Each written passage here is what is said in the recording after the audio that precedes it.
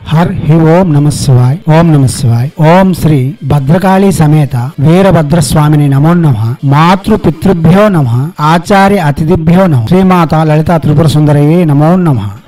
శివశక్తి స్వరూపులారా, మనం విధిగా మంత్రయోగములన్నీ మీకు అందిస్తూ ఉన్నాం. మీకు వీలైనవి మీరు చేసుకుని మీ జీవితంలో సరిచేసుకోవడం కోసం రత్నశ్రీ తమ వంతుగా కృషి చేస్తూనే ఉంటుంది. హైందవ సనాతన ధర్మం అన్నది అగమ్యము, అసంఖ్యాకము, అజప, అపురుషేయము అనగా లెక్కకు అందనిది మరియు ఏ పురుషునిచే చేయబడినది. దీనికి ఎవరికి వారే నియంతలు, ఎవరికి వారే శిష్యులు, ఎవరికి వారే గురువులు. ఇక్కడ ప్రతిపాదనలన్నీ ఎన్ని చేరుకున్నప్పటికీ చివరి గమ్యము శివుని యొక్క పాదము. ఆ శివుని యొక్క మహాగౌర రూపము కాలభైరవ రూపం. అందుకోసమే తంత్రశాస్త్రములు శక్తులలో త్రిపుర భైరవి, పురుష దేవతలలో కాలభైరవుడు శిఖరం అని చెబుతూ వస్తున్నాయి. కాలభైరవుని యొక్క మంత్రములు చెప్పేటప్పుడు జూమ్ బీజం ఉంటే ఏ గృహస్థుడైనా ప్రత్యక్షంగానే జపం చేసుకోవచ్చు. ఇది మీరు జ్ఞప్తిగా ఉంచుకోవాలి. మంత్రములో ఓం జూమ్ ఉంటే అది ప్రత్యక్షంగా చేసుకునే జపము. క్షేం క్షాం బీజం ఉండేటప్పుడు గురువుని గాని లేక తెలిసిన వారిని గాని లేక ఇంతకు ముందు ఆ మంత్ర జపం చేసి ప్రయోజనం పొందిన వారిని సంప్రదించాలి. గాని కాలభైరవుడు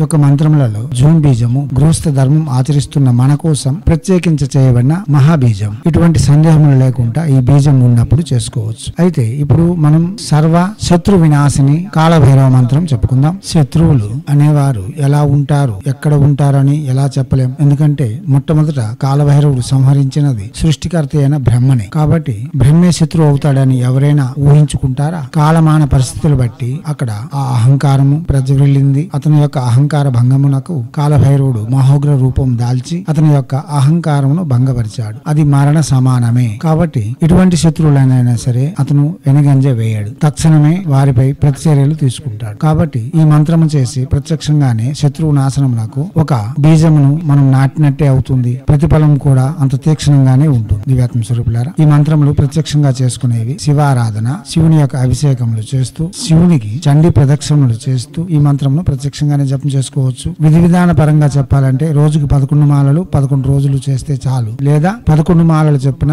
22 రోజులు చేయండి. గాని రత్నశ్రీ యొక్క భావం, ఒక వ్యక్తికి కాళ్లకు కుక్క కరిచేసింది. అప్పుడు తల్లిని పిలుస్తూ ఉన్నాడు, అమ్మారా అమ్మారా అని. ఎన్నిసార్లు పిలాలి? 3 సార్లు పిలాలా, 5 సార్లు పిలాలా, 7 సార్లు పిలాలా అన్నది కాదు. అమ్మకు వినిపించేంత వరకు పిలవాలి. అమ్మకు ఒకసారి వినిపిస్తే చాలు. పిల్లడు కష్టంలో ఉంటే ఏ తల్లి తట్టుకోలేదు, వస్తుంది, అక్కడ సమస్యను పరిష్కారం చేస్తుంది. దేవత కూడా అంతే, వినేంత వరకు పిలవాలి. సిద్ధులకు యోగములకు సంఖ్య చెప్పబడుతూ ఉంటాయి. సంఖ్య గణితమే జపం. జపహ అంటే అర్థము లెక్క వేయడము, లెక్కించడము అని అర్థం. జపం అంటే మంత్రం చెప్పడం కాదు. జపహ అంటే లెక్క పెడుతున్నారు అని అర్థం, కౌంట్ చేస్తున్నారు అని అర్థం. దివ్యాత్మ స్వరూపులారా, ఈ భావంను అర్థం చేసుకొని మీరు మీ శత్రువుని యొక్క తీక్షణతను తట్టుకోలేని వారు ఆ తీక్షణతను అనుసరించి జపం చేసుకోవచ్చు. ఇప్పుడు శత్రు వినాశన కాలభైరవుని యొక్క మంత్రము.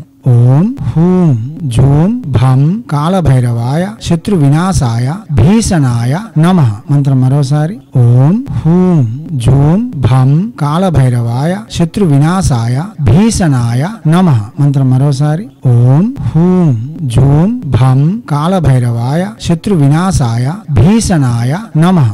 దివ్యాత్మ స్వరూపులారా, వాచిక జపమే చేయాలి, మానసిక ఉపాంశ జపం పనికిరాదు. డిస్క్రిప్షన్ లో భైరవ సాధన ప్లేలిస్ట్ లింక్ ఉంది, అది ఓపెన్ చేసి అవగాహన పెంచుకోండి. ముందు నేర్చుకోండి, తర్వాత మన ఆవశ్యకతలను అనుసరించి జపములకు ఉపక్రమించండి. ఆయుధములు, ఔషధములు వాడేటప్పుడు నేర్చుకుని చేయట చాలా మంచిదని రత్నశ్రీ యొక్క భావం. దివ్యాత్మ స్వరూపులారా, చేయండి. మీ శత్రువులందరినీ నిర్జింపజేసి శాంతియుతమైన ఆనందయుతమైన జీవితమును కొనసాగించేందుకు కావలసిన ఆవశ్యకతలన్నీ ఏర్పరచుకొని దానికి తగు పరిశ్రమ చేసి మన జీవితమును మనమే నిర్మించుకొని ముందుకు సాగాలని కోరుకుంటూ, హైందవ సనాతన ధర్మ ఋషులు మనకు అందించిన విద్యలు వినియోగించుకోవడంలోను, భారతీయ సంస్కృతి సాంప్రదాయాలు కాపాడడంలోను ముందంజలో ఉంటారని కోరుకుంటూ, ఎప్పుడు మీ సేవలో రత్నశ్రీ హిందూ సేవ సమాజ్ ఆచార్య భీమసింగ్ రవికుమార్ ఆఫ్ నిఖిలానంద సాగర్ మహారాజ్.